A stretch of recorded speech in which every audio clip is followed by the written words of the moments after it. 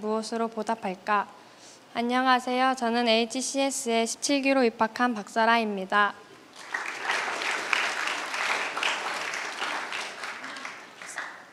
저는 2003년 1월 23일에 3남 1녀 중 막내로 화목한 목사님 가정에서 태어났습니다. 딸을 원하고 계셨던 부모님은 제가 태어나자 무척 좋아하셨습니다. 3명의 오빠들 아래에 막내딸로 태어나서 그런지 부모님의 사랑을 많이 받으며 자라왔습니다. 어렸을 때부터 부모님께서 하나님이 나를 사랑하신다는 말씀을 자주 하셨고 저는 그런 부모님을 따라 거의 매일 교회를 다녔기에 자연스레 하나님이 가깝게 느껴졌습니다.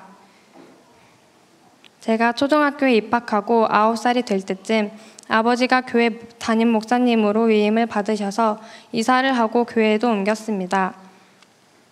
작은 교회였기 때문에 제 또래 친구는 없었고 어린 동생들을 혼자서 다 돌봐야 했습니다. 다소 난폭하고 과격했던 아이들이 저를 때리면서 말썽을 피웠지만 목사님 딸이니까 다 참아야 한다고 생각했기에 저는 무조건 참았습니다.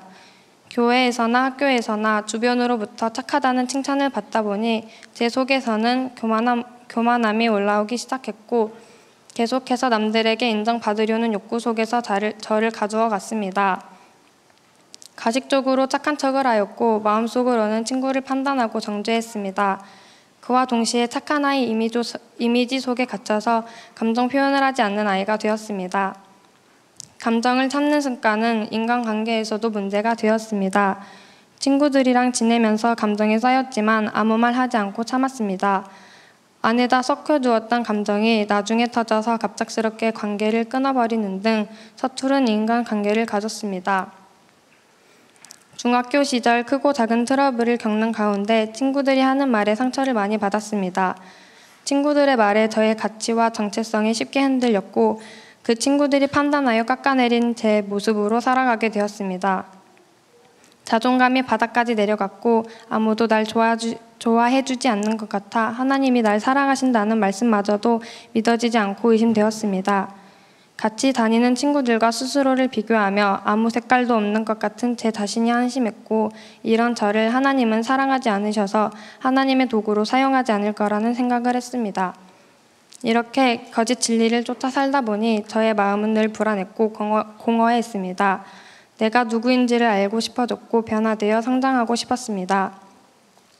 그때부터 하나님께서는 제 마음에 하나님에 대한 갈망을 부어주셨습니다.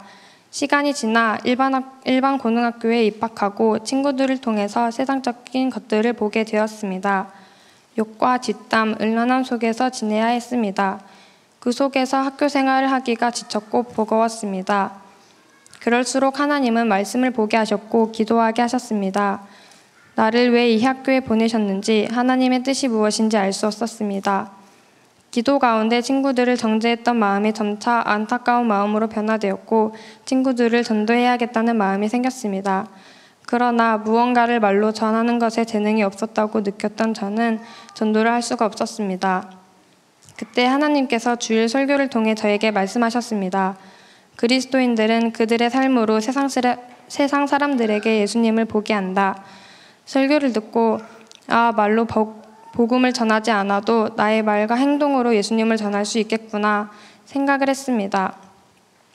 그때부터 주님을 구하는 기도로 하루를 시작하고 학교 생활을 할 때 하나님의 감점으로 행동하려 노력했습니다. 약 3개월이라는 시간이 흐른 어느 날 엄마로부터 HCS에 들어가는 게 어떻겠냐는 권유를 받았습니다. 하나님을 더욱 알고 싶었던 저는 바로 학교를 자퇴했습니다. 자퇴하는 그날 친구들에게 받았던 편지를 통해 하나님의 역사하심을 볼 수 있었습니다. 하나님이 나를 사용하고 계셨다는 생각에 안도와 기쁨이 벅차올라 많이 울었습니다. 내가 그리스도인의 본을 보이려고 열심히 노력하고 기도도 했으니 하나님께서 기뻐하시고 이제 나를 사랑하시겠구나 생각했습니다. 그렇게 하나님과 더 가까워졌다는 생각을 가지고 HCS에 입학했습니다. HCS는 말씀과 하나님이 갈급했던 저에게 있어서 정말 천국과도 같았습니다. 날마다 하가다를 하며 거짓 진리들로 채워져 있던 마음속에 하나님의 말씀이 채워짐을 느낄 수 있었습니다. 항상 남들이 날 어떻게 생각할지에 집중하여 사람들의 눈치를 보고 제 자신을 미워하던 저에게 하나님은 아가서의 말씀을 계속해서 들려주셨습니다. 하나님 눈에 나는 아무 흠이 없고 어여쁜 자라고 말씀하셨습니다.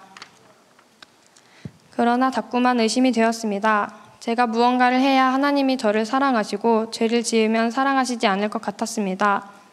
이런 저를 위해 하나님은 부르짖는 기도 시간에 어떤 자매를 통해 저에게 직접 말씀하셨습니다.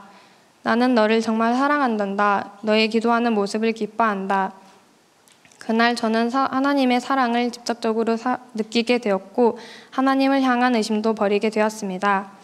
이렇게 하나님은 HCS에 다니는 시간 동안 기도와 말씀으로 꾸준히 저의 마음의 상처를 위로하셨고 저의 정체성과 자존감을 회복시켜 주셨습니다. 그러던 어느 날 행복하기만 할 것 같았던 저의 학교 생활 속에서 고난이라고 할 수 있는 시기를 겪게 되었습니다. 학교에 있는 중보기도라는 팀에 들어가게 되었는데 화요일마다 학생들 앞에서 기도 인도를 해야 했습니다. 말하는 게 두렵고 사람들 앞에 서는 게 두려웠던 저에게 기도 인도는 너무나도 크게 느껴졌습니다. 그와 동시에 또 하나의 고난이 겹쳐왔습니다. 바로 저의 마음이 식어가는 것이었습니다. 뜨거웠던 열정과 갈망이 갑자기 사라졌고 마음의 공허함이 찾아왔습니다. 하가다 하는 시간이 점점 힘들어지고 말씀이 마음에 와닿지도 않았습니다. 남을 사랑하는 것도 안 되고 기도도 안 되고 하나님이 찾아지지 않았습니다. 하나님이 느껴지지 않는 시간은 다른 어떤 고난보다 마음이 괴로웠습니다. 아무런 은혜가 없는 마음으로 중보기도 인도를 하려고 기도 제목을 억지로 쥐어짜다 보니 부담감이 더욱더 커져만 갔습니다. 그러나 하나님은 그 시간 속에서 제 곁에 사람들을 붙여주셨고 하나씩 깨달음을 주셨습니다. 나라는 존재는 너무나도 악하고 먼지만큼 작아서 원래 하나님을 찾을 수 없고 제 안에는 나눌 것이 하나도 없는 존재임을 알게 되었습니다. 나의 예전의 모습들은 내가 의롭고 신앙생활을 잘해서 된 것이 아닌 모두 하나님의 은혜였음을 알았습니다. 또한 하나님은 예전부터 마음속에 자리 잡고 있었던 남들에게 인정받고 싶어하는 욕구를 보게 하셨습니다. 평소 남들에게 신앙심 좋은 사람으로 보이고 싶어 했고 나의 연약한 점을 보이고 싶지 않아 했습니다. 이러한 욕구 때문에 중보기도의 부담이 컸던 것 같습니다. 그리고 사람들에게 인정받고 싶었던 마음이 하나님께도 똑같았다는 것을 알게 되었습니다. 하나님이 보시기에 나는 괜찮은 사람이고 성숙한 아이였으면 했습니다. 그래서 하나님께도 저의 연약함과 문제들을 온전히 드리지 못했고 고백하지 못했습니다.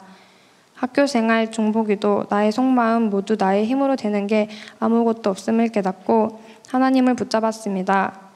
하나님은 저의 교만함과 욕구들을 깨뜨리시고 하나님만을 의지하고 붙잡을 수 있도록 훈련시키셨습니다.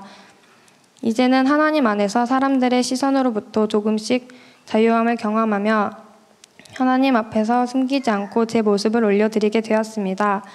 하나님은 저의 연약한 부분까지도 사랑하셔서 십자가에서 피를 흘리셨습니다.